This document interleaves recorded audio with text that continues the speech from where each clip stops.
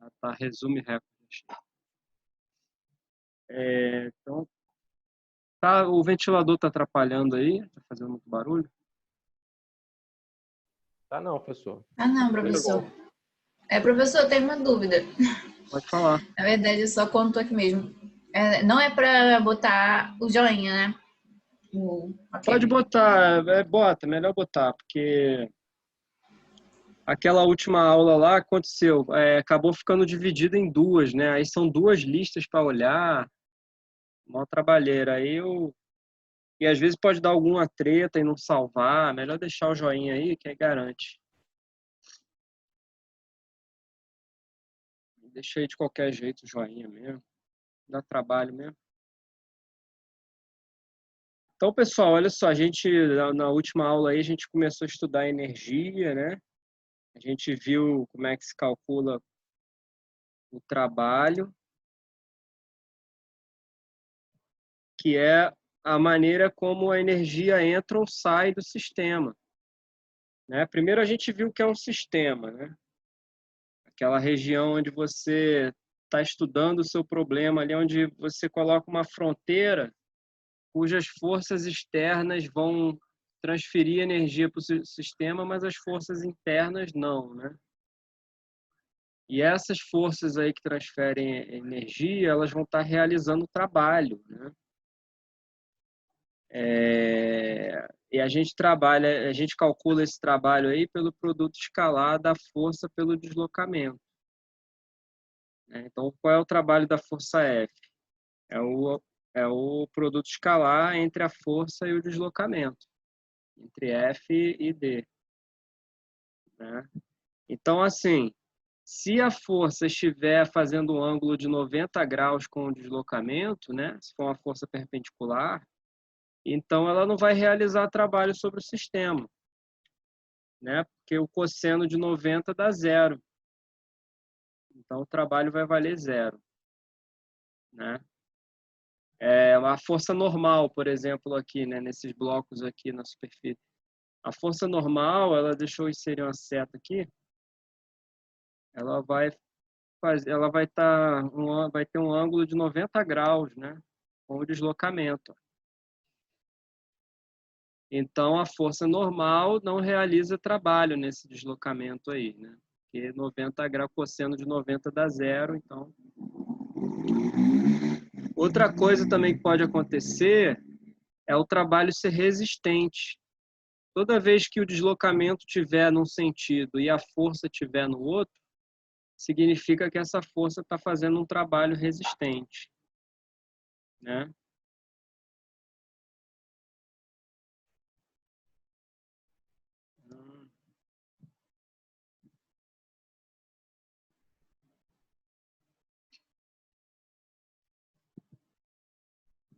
Então, aqui, né, o deslocamento está aqui para a direita e a força para a esquerda aqui.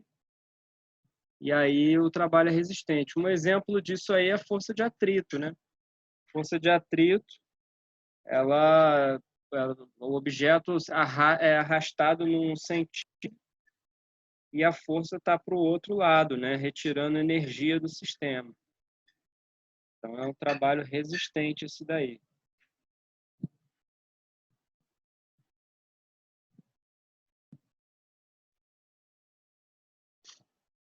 Beleza.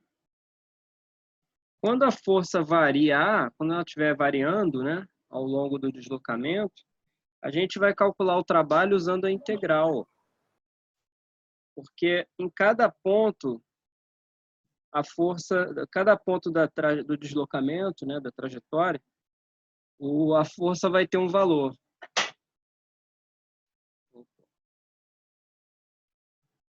Então, se a gente olhar essa figura aqui, né, cada retângulo desse aqui tem uma área dada por dx vezes f, né, f do ponto. dx vezes f, dx vezes f. Como dx vezes f é o trabalho, né? O trabalho infinitesimal aqui é dx vezes f. Então, se você somar tudo isso aí, você vai ter o trabalho da figura total, né? Toda a trajetória ali. Então tá aqui, né? Então tá aqui, ó. Integra a força dx, né, da posição inicial até a posição final. Isso aí você vai estar integrando a componente da força que depende de x, né? É a parcela lá que depende de x, mas você pode ter outras, pode ter outras variáveis ali, né? Você pode ter a força dependendo de y e de z. Aí você vai fazer a integral em y e z também, do mesmo jeito, né? Usando os limites de integração de y e de z aí.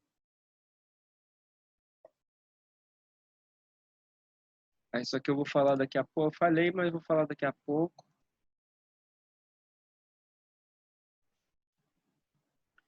A razão entre o trabalho e o tempo que leva para você realizar o trabalho é o que a gente chama de potência, né? Então, é a potência média, na verdade. Então, um motor muito potente é aquele que pode realizar grande quantidade de trabalho em pouquíssimo tempo, né? E um motor muito de baixa potência é aquele que vai levar um longo tempo para realizar o mesmo trabalho, né? Essa é uma maneira de você calcular a potência. Outra maneira de você calcular a potência é pelo produto escalar da força pela velocidade, né? Se a gente olhar a força vezes o deslocamento é o trabalho, né?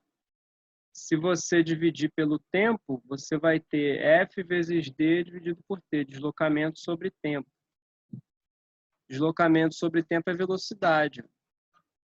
Então, por isso que a gente pode fazer esse produto escalar aqui, né? Então, você vai ter força vezes velocidade. E as unidades que a gente usa para medir a potência, no sistema internacional é o watt, né? Mas é muito comum também usar o megawatt, né? Que é mais para usinas, assim, né? Grande quantidade de potência, né? O kilowatt, né? Que é usado também para casa, essa energia elétrica, a gente usa o quilowatt-hora, né? A potência vezes o tempo, que aí dá a quantidade de energia. E em automóveis e tal, é comum a gente usar o HP, né? Essa unidade aqui embaixo, ó. Um HP equivale a 746 watts, mais ou menos. E para a unidade de energia, aproveitar, já vou falar logo. Para a unidade de energia, né?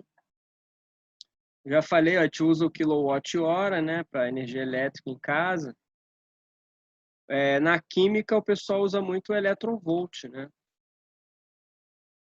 O eletronvolt é uma quantidade de energia aí de 1,6 vezes 10 a menos 19 joules.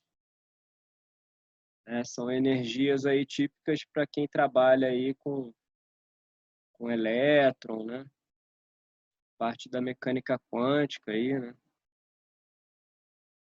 E caloria, né? Que a gente usa muito em física mecânica do sistema lá, quando estuda máquinas térmicas e tal, né? O pessoal da dieta também fica muito preocupado aí com a caloria, né? E o BTU, né, que é muito utilizado para aparelho de refrigeração, né, ar-condicionado, geladeira. Geladeira eu acho que nem tanto, mas no ar-condicionado o padrão é usar o BTU, né, como unidade de energia aí, que vale a 1 kJ mais ou menos. Agora vamos ver um pouco das forças, a energia associada às forças conservativas, né, o trabalho associado a forças conservativas. Para começar assim, a gente definir o que é uma força conservativa, ela segue duas regras, né? Primeiro, a quantidade de energia, ela não vai depender, o trabalho, né, não vai depender da trajetória que você estiver realizando o movimento, né? Então, aqui, por exemplo, o sujeito, a força-peso, ela é uma força conservativa, né? Então, ó, se o sujeito subir, né, a escada girando aqui, fazendo toda essa trajetória, ou se ele subir de elevador, né, o trabalho da força-peso, né, é equivalente, não tem diferença de valor. Isso porque o trabalho da força-peso é calculado por P vezes H, né, peso vezes altura. Então, só importa a altura, não importa a trajetória que você seguiu no caminho, né? Outra característica também do trabalho associado à força conservativa é que o trabalho total num ciclo dá zero,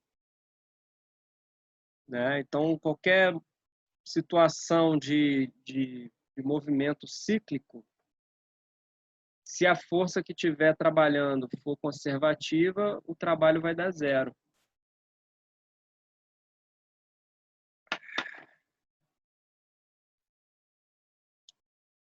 Eu não lembro se eu já botei esse PDF lá, eu já botei, vocês já viram lá? Já deram uma olhada?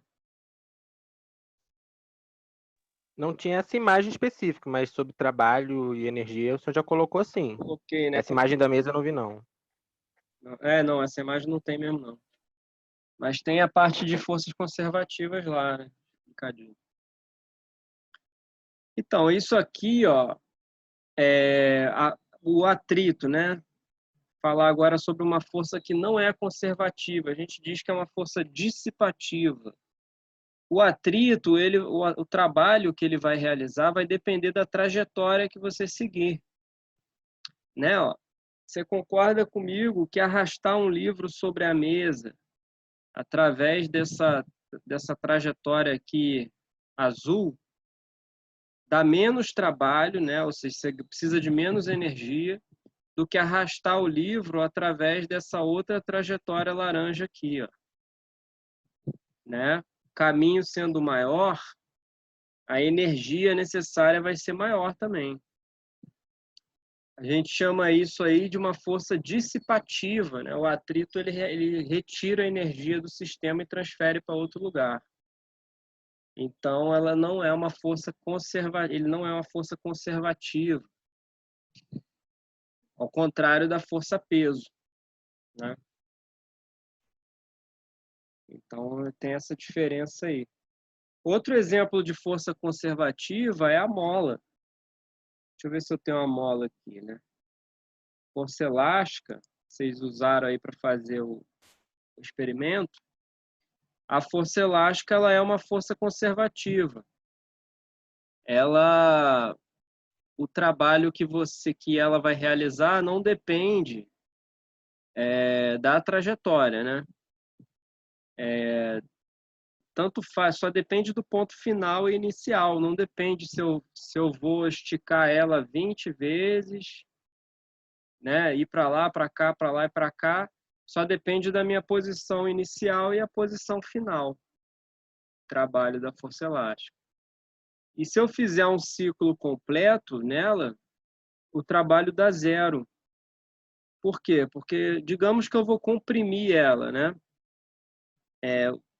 Então eu vou apertar a mola, eu vou ter que fornecer energia, a mola vai estar realizando um trabalho resistente, né?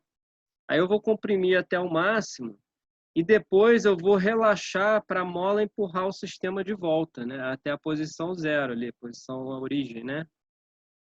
Então, no que ela vai empurrar o bloco de volta, aquela energia que eu tinha fornecido para o sistema, né? Ela vai devolver para mim igualmente. Se não tiver atrito, né? Se não tiver nenhuma força dissipativa ali, ela vai estar fornecendo essa energia de volta, né? E o trabalho total vai ser zero, porque todo o trabalho que ela sofreu na compressão, ela vai estar realizando na distensão. Então, ela obedece aí os dois critérios para ser uma força conservativa.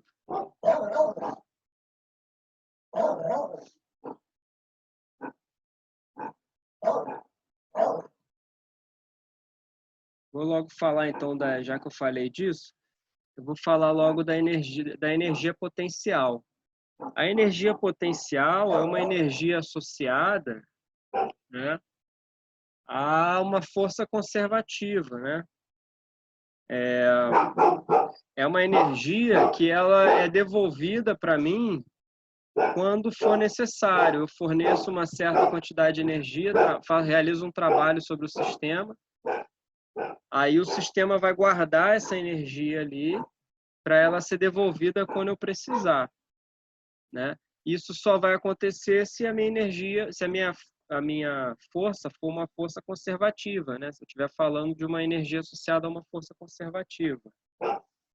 Daí, eu posso, por exemplo, fazer isso que eu falei aqui da mola, eu posso usar esse movimento de queda do corpo, né, para transferir essa energia para uma hidrelétrica poder gerar energia elétrica, né?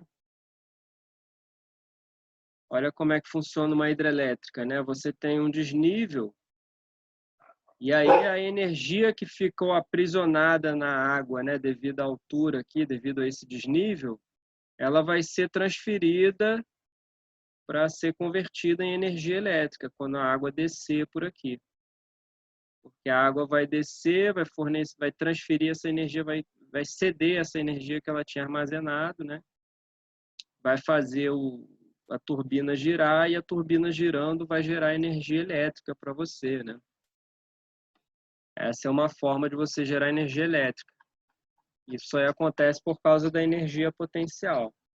No caso aí, energia potencial gravitacional, né? Porque ela vem da força gravitacional. Outro tipo de energia aí também é a energia cinética, né? A energia cinética ela já é um pouco diferente, ela tem a ver com a velocidade que um corpo tem. Quanto maior é a velocidade do corpo, né, maior é a energia cinética que ele vai ter. Só que a energia cinética, essa relação aí não é uma relação linear. Ou seja, ela depende do quadrado da velocidade. Se a velocidade do corpo dobrar, a energia associada ao movimento dele vai quadriplicar, né? Porque 2 ao quadrado, né, vai dar 4 vezes maior. Se a velocidade do corpo triplicar, a energia associada a esse movimento vai aumentar 9 vezes, né? Porque 3 ao quadrado, 9. E assim por diante, né? E ela tem a ver também com a massa do corpo, né? Quanto maior é a massa, maior é a energia cinética desse corpo aí. Então, existe um teorema muito importante, né? E é o teorema da energia cinética e do trabalho, né? O teorema do trabalho e da energia cinética.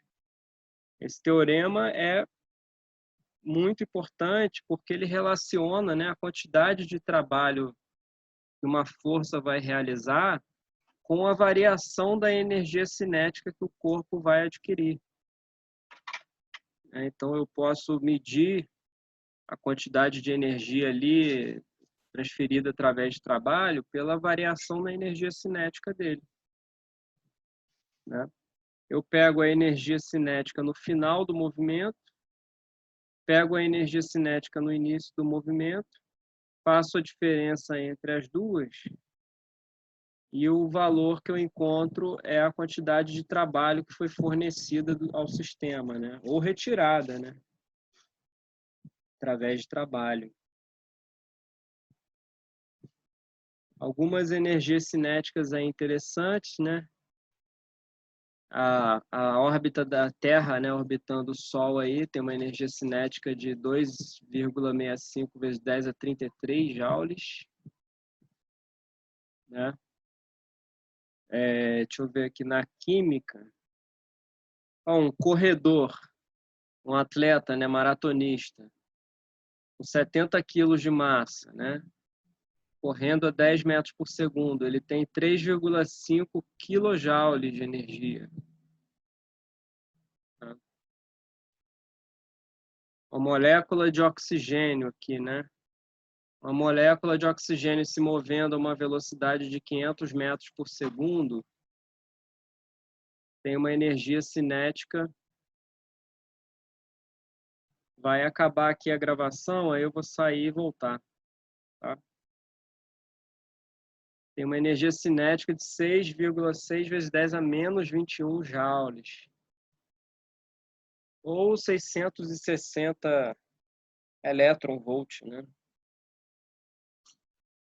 E assim por diante.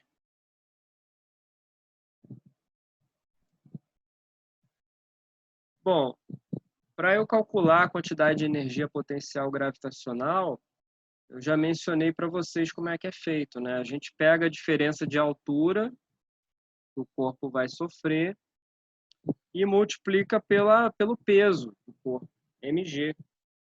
Simples assim, né? Então, se eu estou sujeito a uma força conservativa, como é o caso da força-peso, eu vou ter um movimento vertical, né? E esse movimento vai gerar para mim uma energia potencial gravitacional, né? Se ele descer, ele vai estar perdendo energia potencial gravitacional. Se ele subir, ele vai estar ganhando essa energia. E aí eu calculo isso fazendo a altura, diferença de altura, né? Multiplicada pelo peso, né? No caso da energia potencial elástica, eu vou multiplicar a constante K por x ao quadrado, deslocamento ao quadrado, né? A gente lembra aqui, vocês estão fazendo um experimento aí agora.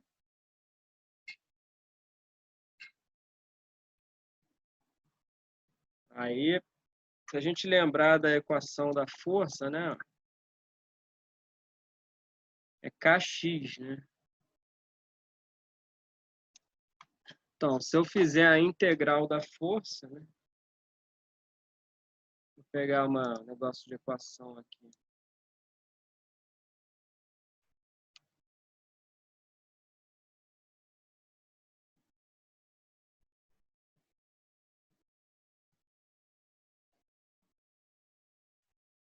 Só para... Se eu fizer a integral da força, eu vou ter a integral de Kx.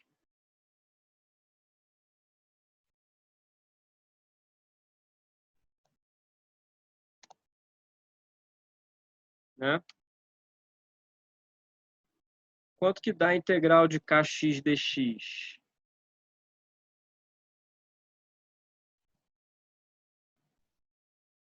Dá isso aqui, né? Kx ao quadrado dividido por 2. Alô?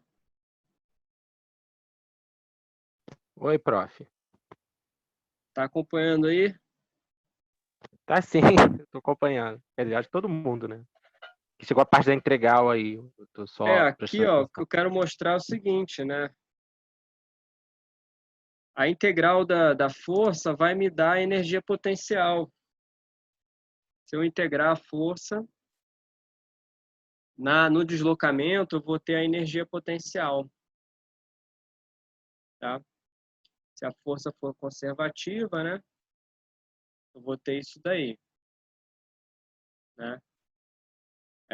Então, é por isso que o cálculo aí da energia potencial de U, da força elástica, vai ser Kx ao quadrado sobre 2. Aqui na energia potencial gravitacional, eu vou ter a mesma coisa, quer ver? Eu posso fazer o mesmo tipo de raciocínio. Ó, qual que é a força aí nesse caso, né? A força não é Kx, a força é mg, né? E o objeto se desloca em y. Professor, Oi. é mg por quê? Porque tem a força-peso? É a força-peso, né? No caso é que eu estou na energia Ah, gravitacional, né? Potencial gravitacional. Então, no caso gravitacional, a força é o peso, né? Porque a energia potencial gravitacional ela vem da força gravitacional. Então, a força é mg e o deslocamento é em y, é dy, né? E aí, quando você integra isso aqui, você tem mgy, né? Integral de mg dy, mgy. Então, a mesma coisa, né? Então, a gente diz que a energia potencial ela é integral da força. É o gradiente, né, da força. É o contrário, né? A força é o gradiente da energia. Então, eu vou aqui rapidinho. Daí você tem uma coisa muito importante, que são as curvas de energia potencial. O pessoal vai desligar a live. Eu vou, então, reabrir uma outra aqui, tá? Não vai cair Tá aqui. bom. Você vai enviar no WhatsApp? Vai, né? Vou. Tá bom. Já estou voltando.